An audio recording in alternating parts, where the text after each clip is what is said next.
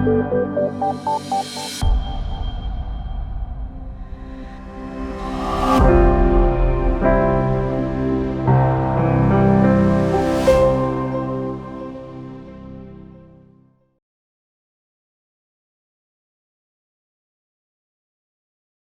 welcome to the idtalks. This spring, we are going to talk about interfaith dialogue for community and peace building.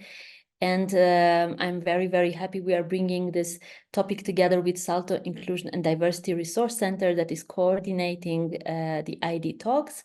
And here in the audience, you will also see Maria from Salto Inclusion and Diversity Resource Center. I'm Anna, the facilitator of idtalks, and today with me here are also two other colleagues, Maria, our communications manager, and our Zoom guru that is helping us to facilitate this process digitally. And there is also Olaja, the creative one from the team, who is doing graphical notes that will most likely surprise us at the end of today's talk. idtalks are a series of 5 standalone online events, and today we are on another journey. We will be talking today on interfaith dialogue and community building. It is undoubtedly very important to foster dialogue and exchange between people and communities living side by side, but what it really means, how to make good interfaith dialogue, what conditions enable it or what conditions hinder it, and how to involve everybody who should be involved. We will be discussing this quite complex process at the community level today with Fien Ingelbrecht from Belgium, who will not only share with us the idea of interfaith dialogue and community building, but also discover the role of municipality and EU youth programs in this process. Fien has more than 10 years of experience of working in the field of interconvictional dialogue, and she will also briefly explain us the difference between the two. After her master's degree in world religions, interreligious dialogue and religious studies, she started with Accent. It's an organization in Brussels, Belgium, that is a pluralist, non-governmental organization committed to dialogue and cooperation between religions and convictions. She has been herself experimenting a lot with different tools, methodologies, and programs, including projects in the frames of Erasmus+. And I think, leaving a little bit of mystery behind, it's a good time to already present you, Fien, and pass you the floor. Here you go. Well, good afternoon, everyone. Goedemiddag, iedereen. My name is Fien Ingelbrecht. I live and I work in Belgium. And in the next 30 to 40 minutes, I will talk about the work I do at Accent, an organization on interconvictional dialogue in Brussels. If you wondered who I was in the picture we did for the introduction, I'm the one in the back waving enthusiastically because this is part of my team. We are 3 people working at Accent, but all half-time jobs. But we have a lot of volunteers, board members, people from different religious and convictional communities that support us as an organization. You also see in the slide that I'm also a lecturer. I teach at a university college, and I'm there today. So at a certain moment, if you hear any noises in the corridor, this means that my students have a different class and that they are running around the building. I told them that I had this webinar or this talk this morning or this afternoon, and they supported me, all of them. So let's hope that they don't make too much noise during this presentation. I want to talk to you about Accent and the work I do at Accent. Because Accent, we are a non-profit organization, a non-governmental organization, and we started 20 years ago in Brussels. And this is still the area where we operate the most. We work also in Flanders, so the Flemish part of Belgium, sometimes in Wallonia, the French-speaking part, but most of the time we work in Brussels. We are what we call a pluralist organization. That means that we don't come from one religious or convictional background, but that this diversity of religions and convictionals is really the topic and the foundation of or organizations. And for example, the board members, so the ones running the organizations, come from different religions and convictions. So our president is a Buddhist, we have Hindu, Muslims, Christians, Catholic, Protestant, Jewish board members. So the dialogue starts already at the board. And also in our practice, we focus on dialogue, the crossing over between all those different religions and convictions that exist in society. We also work bottom up, with which I mean most of all that when we work with religions and convictions, we work not with the representatives or religious convictional leaders, but we work with the people and the citizens of Brussels. You live in Brussels, and we want to know what the people living in Brussels mean, and what this topic of religion and conviction means to them. We focus mainly on working with young people, youth in schools, youth in youth work, but recently we also started a program working with newcomers and people with a migration background. But we also occasionally do activities with adults, with people in the neighborhood, and we also once in a year we participate in a kind of ceremony for the people who live on the streets of Brussels, so the homeless people of Brussels, that we all also want to give a voice to them and have a certain homage to the people who live on the streets, and have a bit of action also around this theme, coming from different religions and convictions. How can we be involved in this issue in society? You heard it before because Anna said it and I also use it, but when we speak of dialogue, I always say we work with religions and convictions, and we work in interreligious and interconvictional dialogue. In French, we use the word le dialogue interconvictionnel, or in Dutch, interlevensbeschouwelijke dialoog. And why do we use this concept, or what do we mean with this? This concept, the concept of conviction, is bigger, is larger than just religion or faith. It also includes all the different views on life, also atheist, agnostic, free-thinking, humanist, all people who say I have a view on life, but there is no God involved, there is no, I don't know exactly what it is, but I have a certain view on life. And they are a really big part of society, and especially also in Belgium. The free-thinking humanists, the atheist communities are quite large. And when we started Accent, in the beginning, we started and we talked about interreligious dialogue. But when you want to work with all people of Brussels, and then we met some people who were atheists, who were free-thinking humanists, and they said, but if you say interreligious, I'm not involved. This is not a word I use. This is not, I don't say I'm religious. I don't say I have a faith. I have a view on life. And this is what I want to do. So my view on life, this is what we mean with conviction. So the words we use interconvictional dialogue because it's bigger than interfaith, it's bigger than interreligious dialogue. Sometimes in educational settings, they also use interworldview dialogue. I don't know exactly why, because it's, to make it more clear, you have a view on life and you do interworldview, but I think interconvictional is already a very long word. Interworldview dialogue is an even longer word, and if you want to make it a bit attractive to young people, it's not so easy to find a good description of what we do. But what I want to state mostly with this is we want to include all people. So we have to use words, terms that include all people.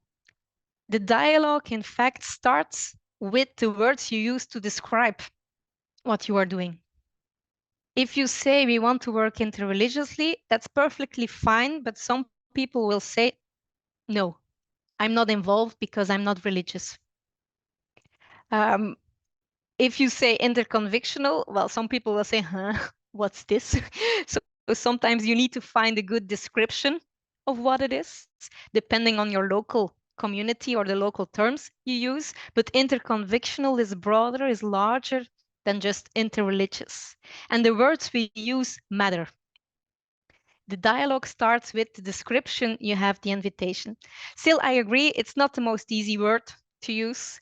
When I started at my, I introduced my job to my uncles and my aunts, and I say, I do one interconvictional dialogue at Accent, they always say like, huh? What are you doing? But then I start explaining what I do, and they go past this term, they go behind this term, and they are like, okay, so you work with those different views on life. For example, for myself, sometimes people ask me, what is your conviction? And for me, it's quite hard to describe because I was born and raised as a Christian in a Christian Catholic background. I got baptized when I was 6 because then my sister was born and we got baptized together. I went to a Catholic school. We lived in a mostly Catholic community, but then when I was 14, 15, I felt like this is not the community I want to be involved with. I don't think I believe in any God, and I started to call myself an atheist. Now I say I don't like the term of an atheist for myself, because an atheist, I'm not, I prefer to call myself a humanist. I'm someone who gets energy from meeting new people, from being involved, seeing all those faces present here. Okay, some of the cameras are not open and we are looking at my slides, but this is what gives me energy. This is what makes me get out of bed in the morning and gets me driven. And this is what I root for. So I don't have a really clear religion or call it faith, but I have this conviction that human lives matters and we matter. And this is what drives me. And this is what gives me the passion to be involved in Accent. But the words we use matter. And if I then go to the reality of Brussels, which is the city we work in the most, we have about 189 different nationalities in Brussels, and more than 7 in 10 of the inhabitants in Brussels have roots in migration. They even say maybe it's 3 out of 4. So between 70 and 75% of the people in Brussels have roots in migration. We are called, we often say it's one of the things we say about Brussels, we are the second most diverse city of the world after Dubai. And we are also what we call a minority-majority city, which means that the majority of the population has a migrant background. Or you can also say the majority of the residents in Brussels belongs to a wide range of different minorities. This is the reality we work in Brussels. We are also a very young city or region with more than, well, it's about 50% of all the inhabitants in Brussels are under 35. So we are really young and a really diverse city.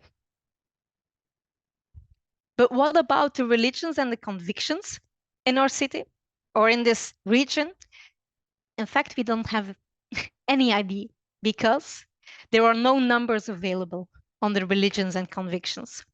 Because there is a freedom of religion, freedom of conviction, you are not obliged or you cannot be forced to express what your religion or conviction is. When I shared a bit of my story to you, I did it voluntarily. I wasn't pressed to share anything with you, but it's something I can do. It's something you can share, but there are no official records on the different communities, on the different religions and convictions present. There are only estimations. But what we do have is that when you have a certain presence and importance in a country, a religion or a conviction can be recognized by the state.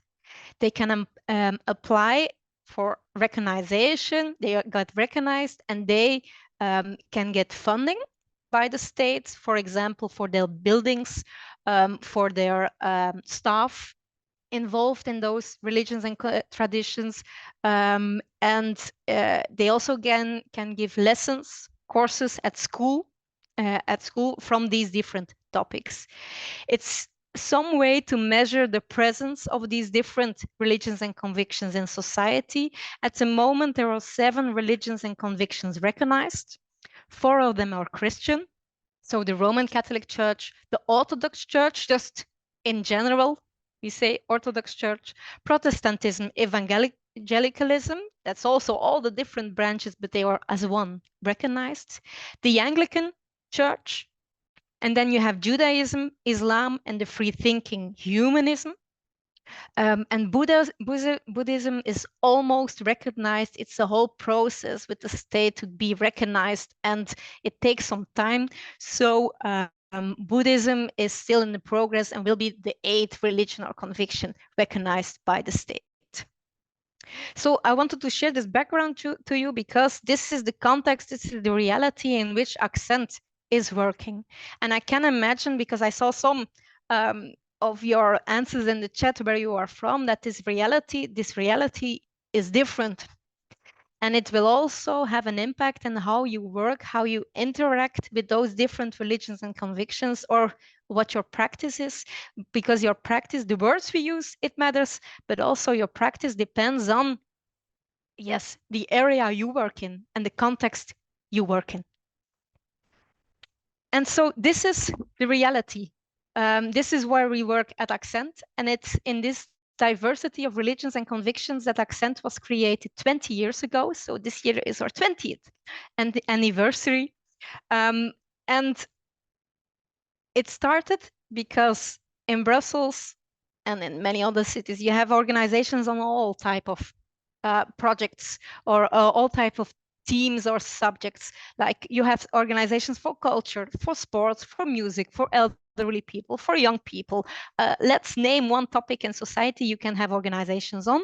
And a group of people in the center of Brussels said, why not start an organization that works really on this topic of religion and conviction and the dialogue between religion and conviction, because it's not gone. In Western Europe, there was for a moment this idea of religion and conviction, it will disappear, but it's not. It hasn't disappeared. It is present in society. It is present in people's lives. Let's have an organization. Let's create an organization that focuses on this topic and gets us, let us meet each other also on this topic on religion and conviction. It is also good to notice that Accent, we were not created as a conflict resolution organization. Our work can be done and can be useful to prevent conflicts, but we are not working in a situation of conflict or post-conflict between religions and convictions in Brussels. Because you can use dialogue. Dialogue is really useful, but when you are in a situation of conflict or post-conflict, it is often more useful to have mediation, reconciliation, and not dialogue and getting to know each other's religion and conviction. So the work we do at Accent is mainly focused at preventing conflict, but mainly, most of all, of fostering social cohesion, getting to know each other, and getting to know also this part of each other's identity. What does this mean? What do we do as a practice? Well, first of all, when we started 20 years ago, and I entered Accent in 2012, we did a kind of field search. We went to organizations and we asked them, what does this topic mean to you? What does religion and conviction mean to you? And we talked to a lot of youth organizations, we talked to schools, we talked to like organizations working in society, and we asked them, what does it mean to you? Religion, conviction, how is it present? And we saw that there was often a lot of hesitation to talk about this topic, because we are not used always to talk about this is my religion, this is my conviction. It's seen as a bit private, and we often don't have the words to describe what we mean. Some people have, but others are like, oh, I don't know if I can share this with you. One of our actions, first action, what we do as activities now, is to create those safe spaces to learn to talk about the topic. Just normalize the topic and learn to talk about your conviction, not to be afraid, but also find the words to describe your view on life. And for this, we use different type of tools.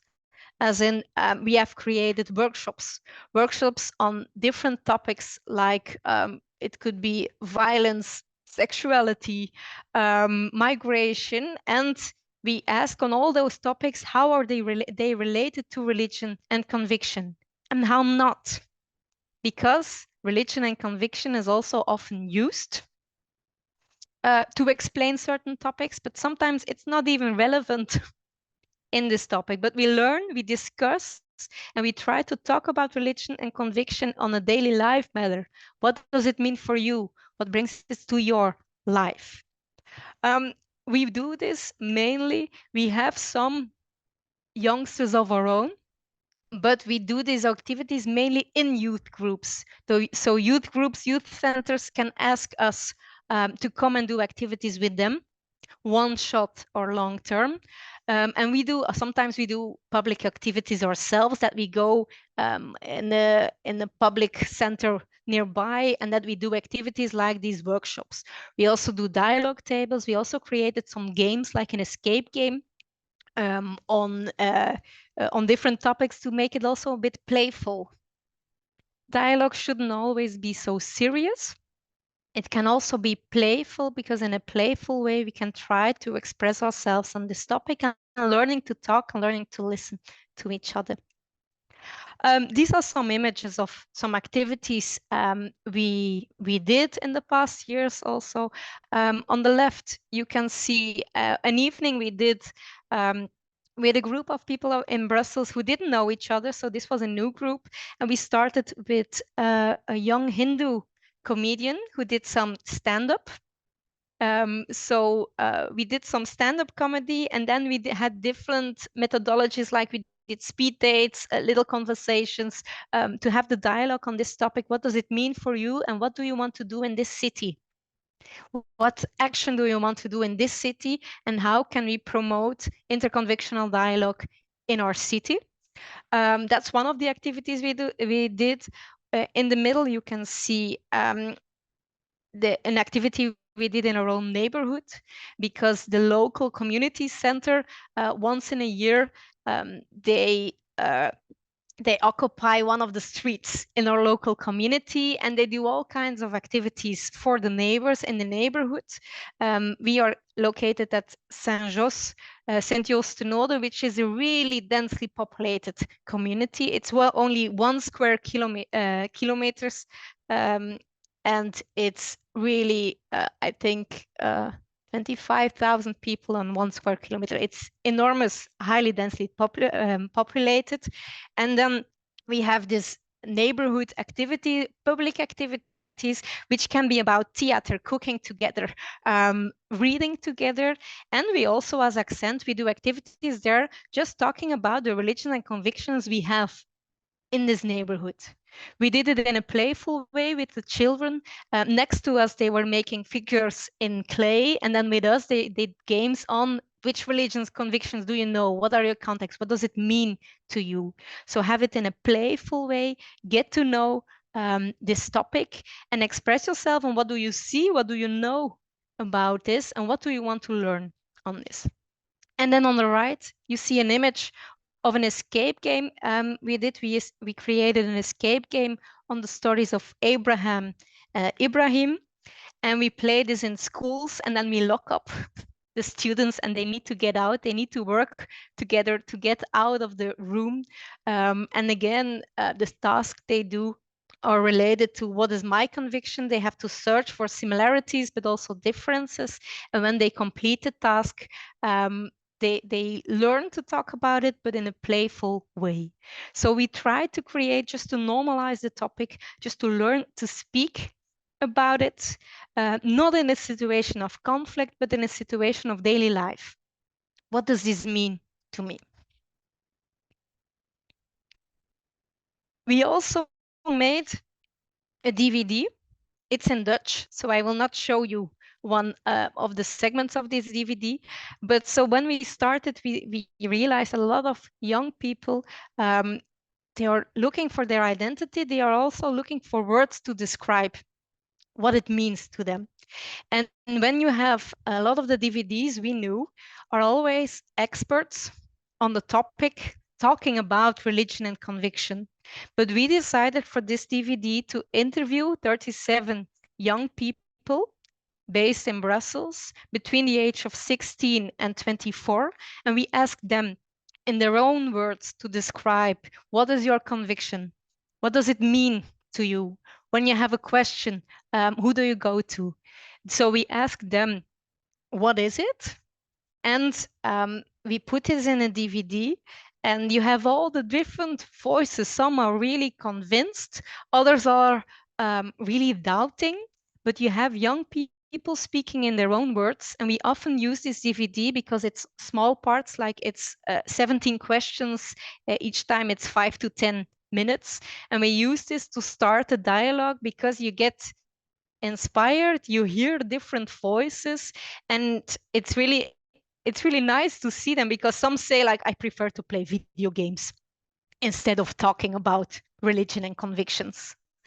Others say the importance of the topic for them, that when they need to make a decision, when they have to make a choice, they can go to their tradition, they can ask for guidance, they can look up in their texts what do they need. But you have all those different voices, and it's the young people themselves in their own words that express themselves on this topic. So this is one of the tools that we created at the beginning, but now it's 10 years old. People don't use DVDs anymore, but still it's a tool that is useful to start a conversation, to let people talk with each other and to normalize the topic. What we also do is we have this diversity in Brussels. We have, as I explained to you, these enormous diversities of people with different backgrounds, but also different communities. So what we do is we discover the diversity of our city.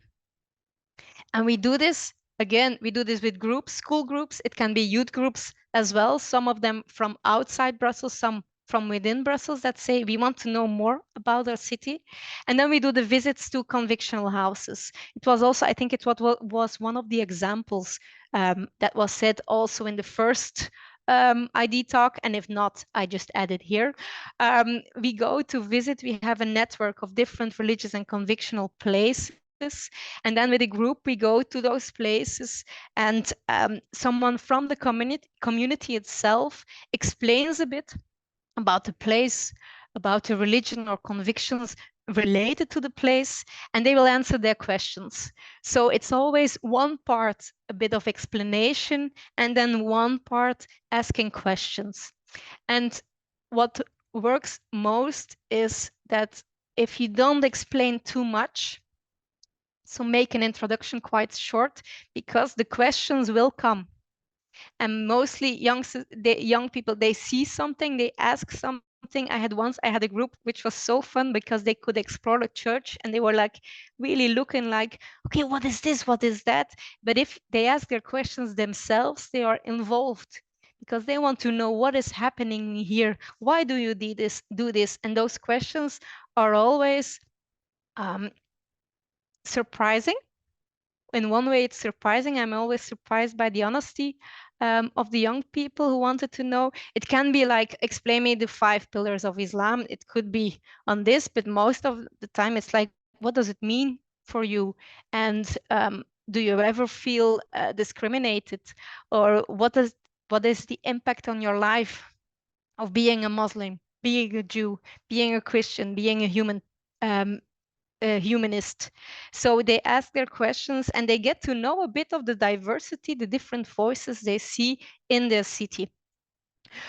We also created a city game, because you can have city walks that you visit different places, but again, we added the fun part, and we added some tasks. So they have to explore the city, and they have to look for like 5 symbols of different religions and convictions in the streets. So they have like 10 minutes, and can you find 5 to 10 different symbols, or they have to take pictures with people from different religions and convictions, which is quite interesting because can you see the conviction or the religion of a person just if they walk by on the street? And they are often surprised if they ask someone, can we take a picture and can you tell me a bit more about your religion and conviction? There are really nice conversations happening there. Sometimes people say like, oh no, I don't dare to ask this. But in our case, we are surprised. For the way I remember, we never had like, oh no, a conflict happening at that time, because people are surprised if you show interest in their religion, in their conviction, and have an honest talk about this topic. We do this mainly so with groups from outside Brussels, but also from within Brussels. And they always say they discovered new places or some things they didn't notice before.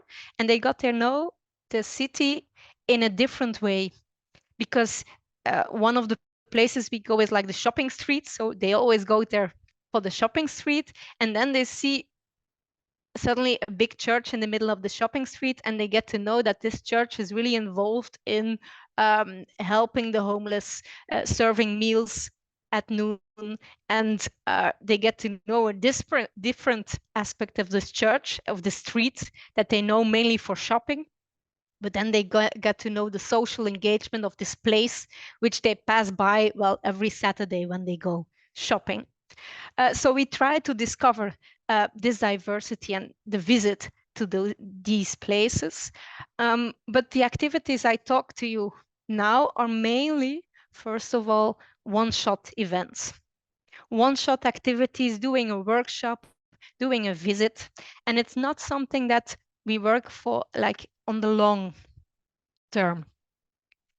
And that's why we created the Carte Blanche project, because the one-shot activities are nice just to be aware of the topic, to get familiar, to talk about religion and conviction.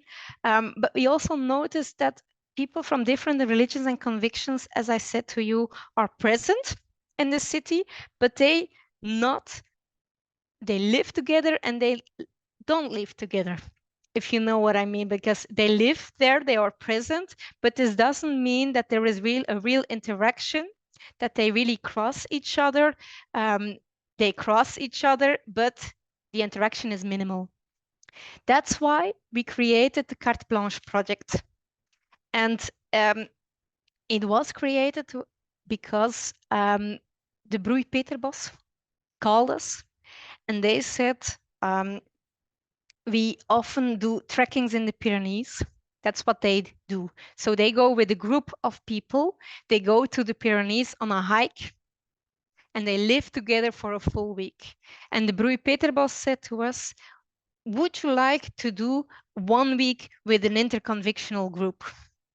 And we say that's perfect, because that's how the Carte Blanche project was created. They are literally living together 24/7, which means they have to make decisions on the food they share, when do they pray, even the hot shower, because the hot water is limited in the place they stay. They have to live together 24/7 and really learn to live together. Now this group, they went to the Pyrenees. It's been 1 month. Before, we also did some activities like having a weekend in nature. We went to visit a silent abbey. We stay at the silent abbey for 1 weekend, which was quite a difference between the business of Brussels and then go to stay at the silent abbey. But with this project, we really look like, okay, how can we go beyond a dialogue table, a one-shot event, and focus on living together and really get to know each other in a deeper way. You could say, well, what is convictional about this type of project? But when we are walking together, we give some questions to the participants. For example, what does silence mean to you? Some questions on which you can reflect for yourself, but it can also be that they walk in pairs and they discuss this among each other. We also often do like a circle when everyone expresses someone and they say something, and they say which text gives you the guidance. And then you say a verse from the Quran or a text from the Bible, or even the input from your humanist faith. What is your ground rule as a human being?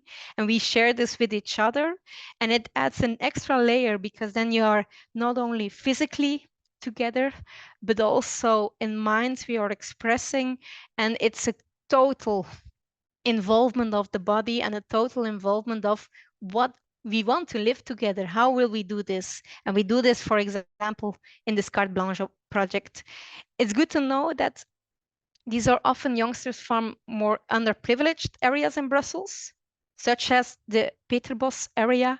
It was recently in the news in Belgium because this is an area where there is a lot of drugs and drugs violence.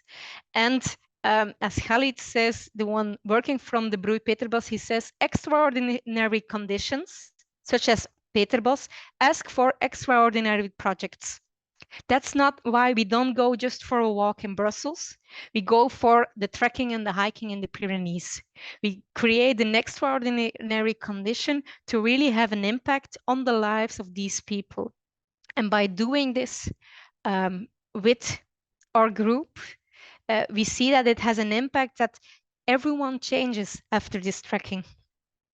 It can be a really small impact or a really big one, but there is a change for everyone. And for us, it's to express yourself on this topic of religion, of your conviction, to share what you do, what you mean to live together, literally living together for this full week, and then and step side by side and go together. I often compare it, it's not the same, but you can have formal activities like dialogue tables, but the most important time is the in-between time, the coffee break time, the informal chats, because you can have organized dialogue, yes, but it's on the living together, sitting side by side, eating together, that you can get to know each other on a different level. These are some pictures of the group.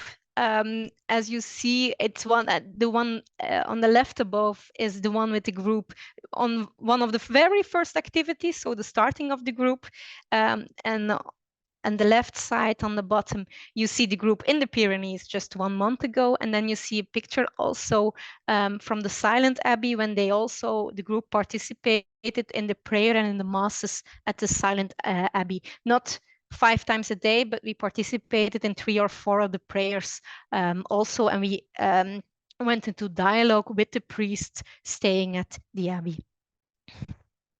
And our dream is with this group to open an interconvictional youth house in Brussels. A physical place where young people find a safe space to express themselves on their convictions. This doesn't mean that everything needs to be dialogue or that all youth work should be about religion and conviction, but it's also a part of young people's identity. It's also a part of who they are. And we want to create a place where they can express themselves, meet other people from other convictions, where there is space for workshops, for expositions. So even after 20 years, we are still like full of ideas of how we want to continue and how we want to keep working on this topic. Because there's still a lot of work to be done. It's not finished. I've been working now for 12 years at Accent, and I still say it's kind of a pioneer's job because we keep trying on how to get an impact and how to see if this topic can be, well, not a point of conflict, but a point of living together, giving energy it gives. And we keep searching for different methodologies, different tools we can use for interconvictional dialogue. And this led us to our first European project, our first Erasmus Plus project, because I participated in the appetizer program which is a program, a training where you can meet like different organizations. And it was a few years ago that I met Redincola in Spain. And we immediately said, one day we want to do a project together, because we want to look for, okay, this topic of dialogue, of religion, it's not so easy to talk about, but can we find approaches to start talking about this? And then Redincola worked with Jolly, and Jolly is an organization in Italy, and they are expert in theater of the oppressed. So they use this methodology designed by Augusto Boal in Brazil, and they use this as a tool to transform. Because in theater of the oppressed, and mainly forum theater, which we used, you have a play with some kind of problem, an issue, and instead of the theater players really playing the solution, the audience is asked, have you any ideas? Do you have any ideas for the solution? And the audience steps in the play and plays a possible solution. And then someone else steps in and plays a different solution. From this way, it's not top down that the theater players say, yes, this is what you should do, and this is a possible solution. No, it's the audience themselves that come up with ideas and come up with possibilities to improve the dialogue, because the scenes we did were when the dialogue is absent. What can we do? That was our problem.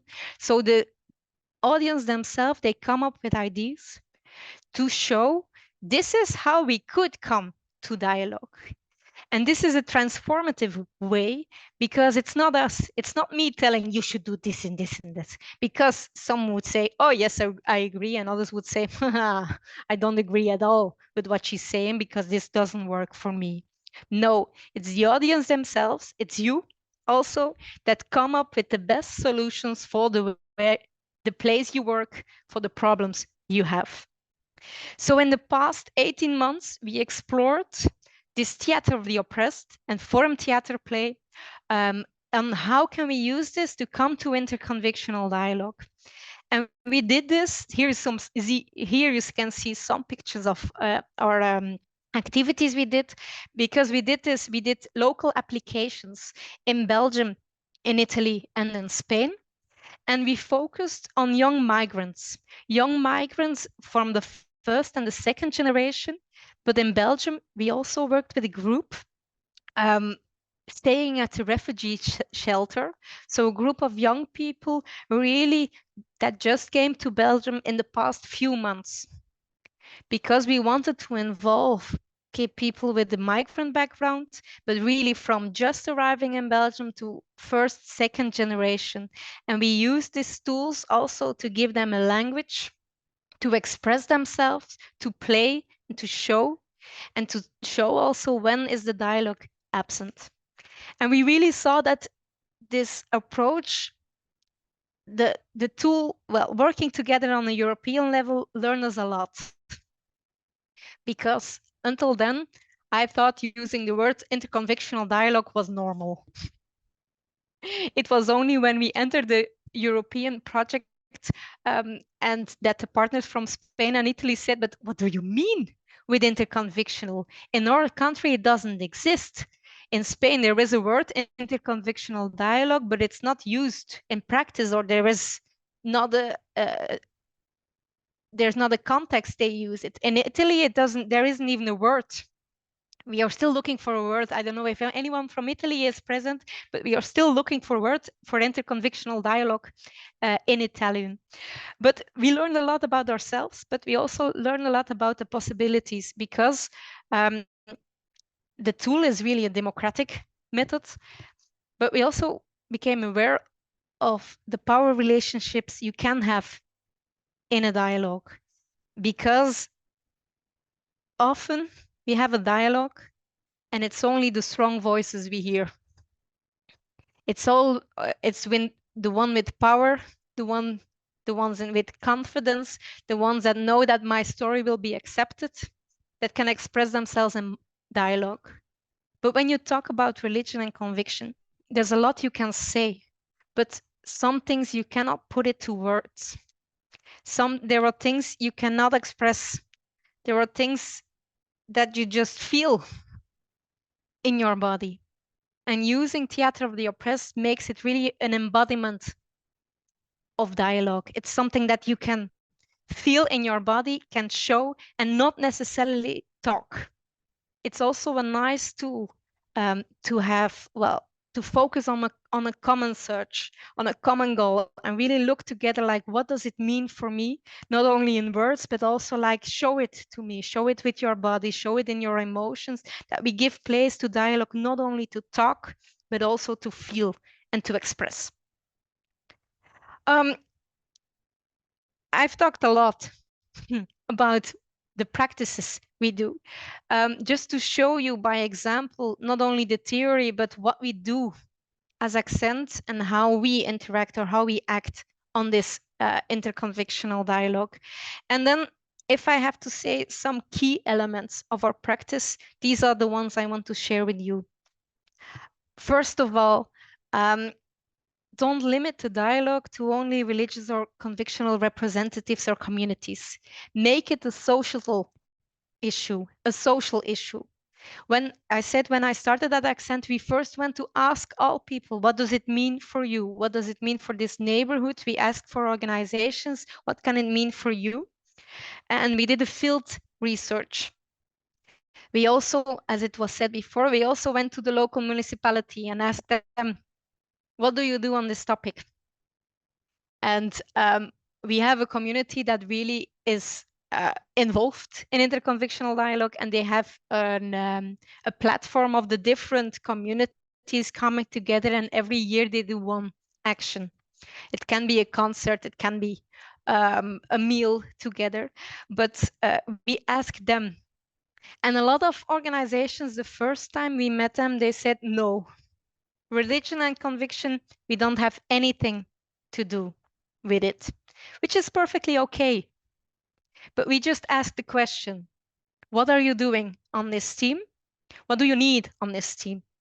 Or what do you need on this topic?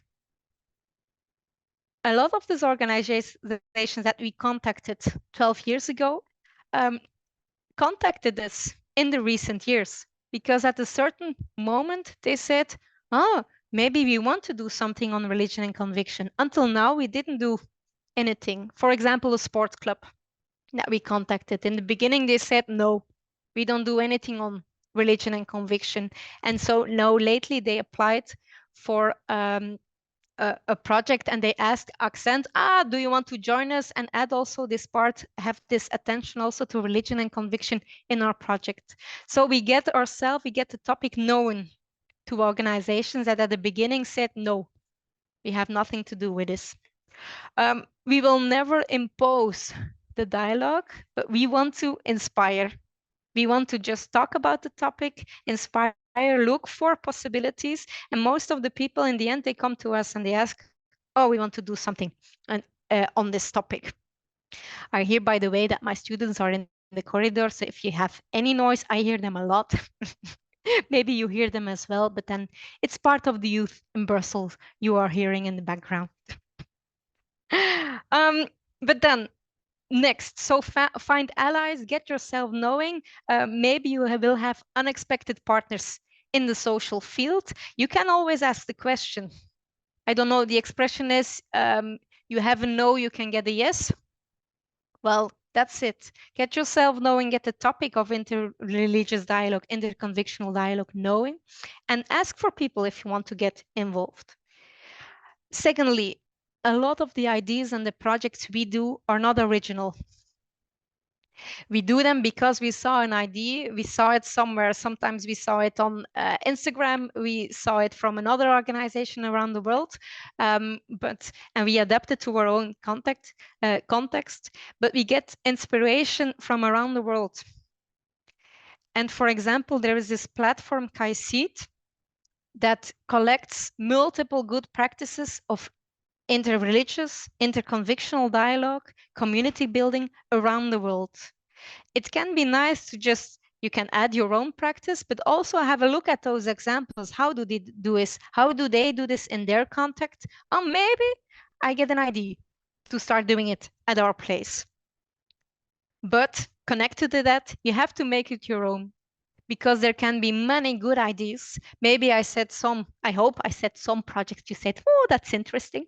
Maybe not, but you need to adapt those ideas to the own social reality you live in. Sorry for my English. I'm thinking in French right now. So you have to adapt your ideas because you know your context best.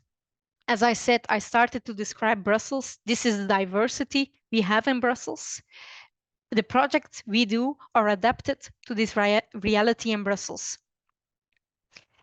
So when you get inspiration, you have to make the project your own. You know your organization best. You know the youth you work with best. You know the youngsters you work with best. Adapt the project to their needs. Ask them what they need. Which topics do they want to address? What do they want to know? So you get inspiration, but you make the project your own. And last but not least, dialogue. I often say dialogue is a mindset, because learning to dialogue is not learning to talk, but really learning to listen. And that's a shift in mindset, because often we are used to having debates and we want to convince the opponent and win the debate, and because my idea is definitely the best. But we didn't really learn to dialogue. For me as well, what I know, the examples on television are mostly about debates and not about dialogue. Really looking for a common ground, really looking to get to know the other one and walking together, searching together. But the good news is it's something that you can try. You can try to dialogue, you can try to listen to the other one, not only during dialogue activities, but also in daily life. It's something I had to learn, because as a child, I didn't listen at all. But it's something you can learn. You can learn to listen, you can practice listening. And this is the key element you need for dialogue. Dialogue is the mindset you enter with when you learn to listen and really get to know the other one. This is where it all starts. So I want to end my talk. I think it's just in time. And I said I had just until 2 max. So I want to thank you for listening.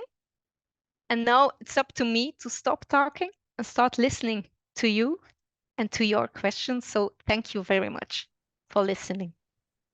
So I can just give a fast word from our group, because we didn't had any special questions. We just had a discussion how we're using that kind of dialogue, how we're listening kids in our environment and workplace, because that is kind of true. Because if you won't hear them in the right moment, and then won't listen him when he's trying to say you something in disguise, when we're saying like this, you can lose them and something bad can happen. But Thank you very much. Thank you. Nice to see you. Our group had a very nice conversation. Didn't come up with many questions, but it was very interesting how we were all very motivated, I think, from like having the space for this. And I actually think it would be very good to have more kind of interconviction spaces like online, even for people who are maybe living outside of Europe, who would like to, have more of this safe space to just discuss religions and different perspectives. So it would be my encouragement to have offer some kind of online, this presentation, which was excellent. Thank you, Fien. Was very inspiring, but it would also be nice to follow it up with some cafe or something where people can talk with a moderator who can assist in this kind of way. I guess just to add my my question personally would be how is it best to reach the young people to get them to come to these events, because I think this is a struggle, at least for me here in Iceland, where people don't really talk about religions much, and I think there's a mismatch between the Icelandic population, who just acts very non-religious, and then for people who are newly arrived or have been in the country for longer, whose religion is a big part of their identity, and how to connect that. Anyway, thank you so much. It was super interesting. Okay, we have a discussion in our group, like about our faiths, about overall some global issues concerning this topic, and we didn't have some particular question, but I think we all would like to ask some approximately some kind of this question. So we know we are very different all over the world, many religions, like thousands of religions all over the world, tribal, like global, I don't know.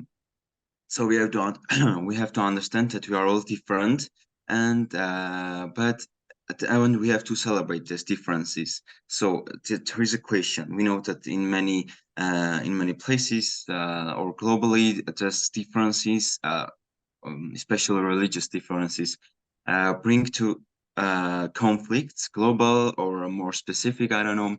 So here's a question: how can we? What can we do to prevent these conflicts and to make people to celebrate those differences, so to know each other better, so it's more interesting when everyone is different. So how can we do to for people to understand this and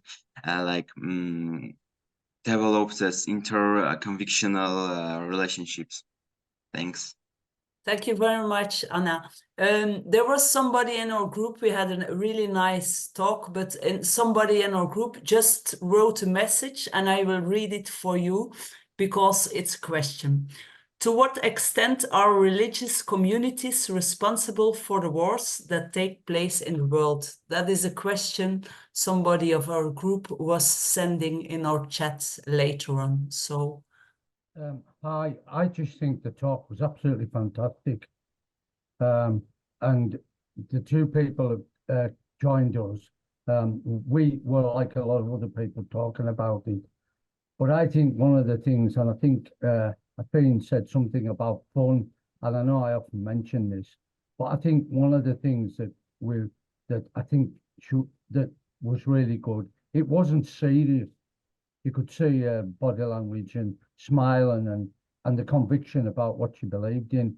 And I think one of the things that is really important to me, and I think the last guy said it, is about celebrating differences. Because I think that's one thing that we don't do enough of. And as I've often said, I think one good thing about the idtalks, you bring people from all over. I mean, when you see Egypt and everywhere, I mean, I'm from the UK, but, you know, we've been shoved out of everything now. But I think also one of the things we should celebrate, and I don't know what Fien thinks about this, but remember how many young people and mixed generations are taken to the streets over what's happening in Gaza. And the thing is, different religions, they don't turn around and say, where are you from, what you're doing. So I think Fien's, I love that thing about that I think is important about what we're doing today, to believe or not to believe. And I think what I would like to say to Fien, because I work very much in a Catholic atmosphere, and it's terrible when you're kind of liberal thinking. Does Fien think it's important in working with young people to celebrate differences? I may be asking the same question, but I ask it because I particularly work with young people in schools, and young people feel very let down at the moment because it's all about academia. It's not about young people being able to express themselves, how they feel. And we mentioned about, I think one person in our group lives in a rural area and maybe said, well, I can't do anything, but we all can do something, whether it's small, but leave the young people to allow them to do it. And I think Fien's hit the nail on the head, excuse my English language, but she really struck it when she said, listen, and adults, I mean, I'm as bad, to listen is so important. Thank you. Thank you very much, Terry, for the words of encouragement as well. And by the way, Fien, you have many more of those in the chat, so maybe later have a look and also show your students how great you are. So now you have the master task, 5 minutes, 100 different questions, and you choose how you want to address those. Yeah. Okay. I will try the final words. Well, I'll start with the question Maria asked, is how our local community and the municipality is included. I will not start by explaining the complexity of Brussels and all the different, because we have 19 communities, 2 governments, 3 governments, and that it's really complicated. But first of all, we are recognized as an organization by one of those communities, and we get funding, basic funding for it's a half-time job, so it's not a lot, but it already gives you some basis to work and to establish a network and to be on the field. It's just a half-time job, which is not a lot, but that is the first support we get from them, that we are part of the network of all the different communities or all the different organizations that are recognized, so that for the platforms, if there is a youth council, Accent is member also of the youth council, and it's on all different topics, but we can add this part of religion and convictions. So the fact that they recognize us as an organization, and they say it's the only government, the VGC, that recognizes interreligious and interconvictional dialogue as part of their funding program. And they say, okay, so many budget each year goes to this topic. This means that you need to do a bit of lobby work too, and need to talk and say, you say this is important as a topic, well, you put money on it. Just that for the money part. Someone asked me about the dialogue tables too in the chat. A dialogue table is mainly, well, the basic concept. You sit on the table and you have a dialogue, and you have different kind of forms. You can find them online also. One of them is based on appreciative inquiry. And then you have 4 rounds. You start with getting to know each other, just like, who am I? Why am I here? Maybe with an object, show me an object and present yourself, or what does this say about you? Then you share experiences on a certain topic. It could be the neighborhood, the city. You share experiences. Then you dream together, so you share your dreams together, 3rd step. And then you act. You make a plan on what you want to do together. Now, my experience with dialogue tables is that most of the time we don't do the act part. So we keep dreaming, or we say we want to do things, but then we don't have the time, the money, the drive to continue. But normally there should be a 4th part to act together. A different methodology is like to have a circle conversation, and then you have a topic, and then you pass the mic or just pass the words in a circle. And we did this a lot also with young people. And the fun thing is you can never be obliged to speak in a circle, or maybe you say a word. And I often had that we had a topic and we started talking, and first round, I still remember a young guy, he was like 14, 15, and he said, I don't want to say anything. And then you do a second round of the table, and by the 3rd time he said, I want to say something.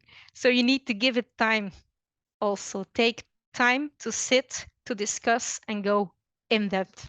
So these are different kind of methodologies. You can also check them online, because it depends on what you want, the topic you want to discuss, or what you want to do. Then how is it best to reach the young people? Well, one of the things is the words you use.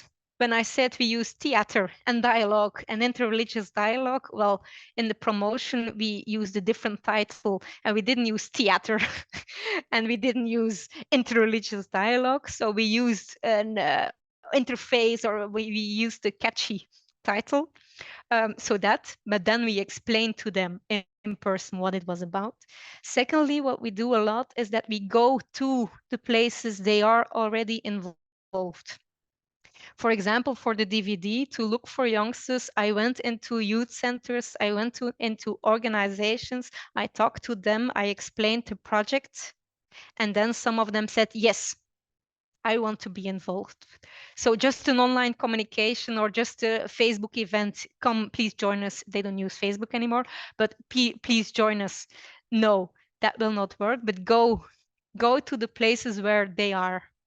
It could be in schools, it could be in youth organizations where they already are, and then explain it or talk to them and listen to their questions and also get them involved. So you go to them.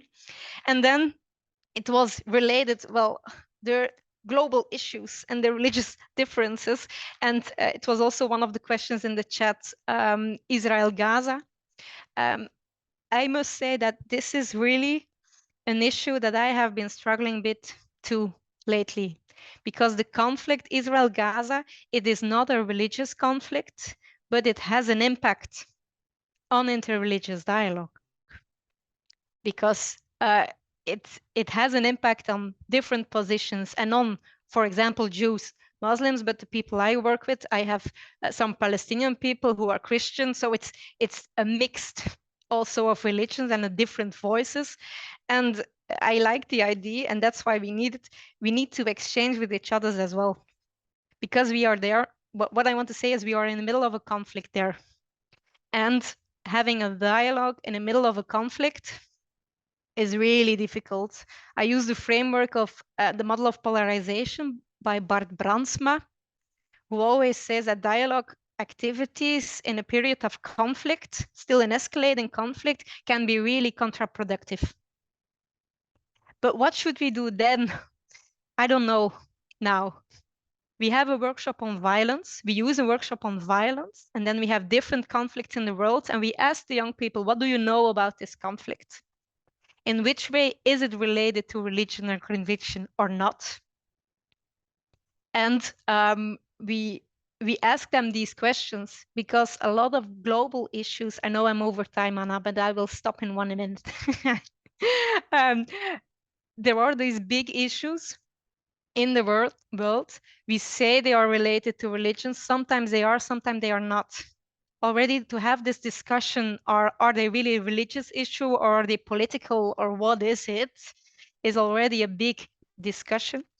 And that's not really an answer to your question, but I agree that we don't find a real answer to this, how to react. But I really like the idea to have an interconvictional space online.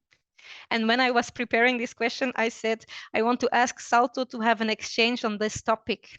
It could be so nice to have with people working in this field, sharing this question, to meet online and say, think together, how can we handle this? So this is my question to Salto as a follow-up to to this meeting. I think I answered most of them, and the rest I will try to answer in the article. But thank you so much. Thank you for your questions. Thank you for sharing. And I will put the model also in the article as requested in the chat. Thank you so much, Fien, and also for our audience to know, as Salto Inclusion and Diversity is working a whole 2 years on the topic of interfaith dialogue with a lot of different activities, publications that are coming in.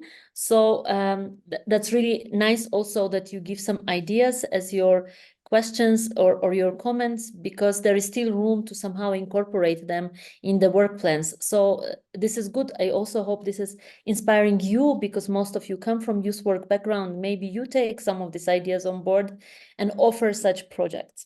Well, even though we are 3 minutes out of our time, the best part, visually best part of our activity is still ahead of us. Maybe you forgot about it, but silently in the background all the time, Olaja was producing her graphic magic. So Olaja, you have now the space to share with us what you have come up with. My hands haven't stopped in all this, I don't know, 90 minutes, 60 minutes, I don't even know. And this is, as usual, only the first draft of the visual, but yeah, definitely a lot of content, a lot of invaluable highlights and tips and tricks and experiences. Super interesting to get to know more about Brussels as a city, about the organizations that work in there, about the practices of accent and all these little tips and tricks of really what are examples of activities and events that we can organize in the frame of the EU programs or outside as well, that can foster this exchange and this these excuses in a way to be together, because that's the best way, as Fien said, to learn and to understand more one another. It's amazing. And yeah, my hands need a little break, but you will get the final version of it in your emails. So thank you. And just to remind you that we are in the middle of the season for idtalks Interfaith dialogue, and we will come back in 2 weeks, 1 p.m. Central European Time on Wednesday, to continue discovering interesting topics around interfaith dialogue, community building, and peace. So see you in 2 weeks, and thank you very much, Fien, for this amazing ID talk today.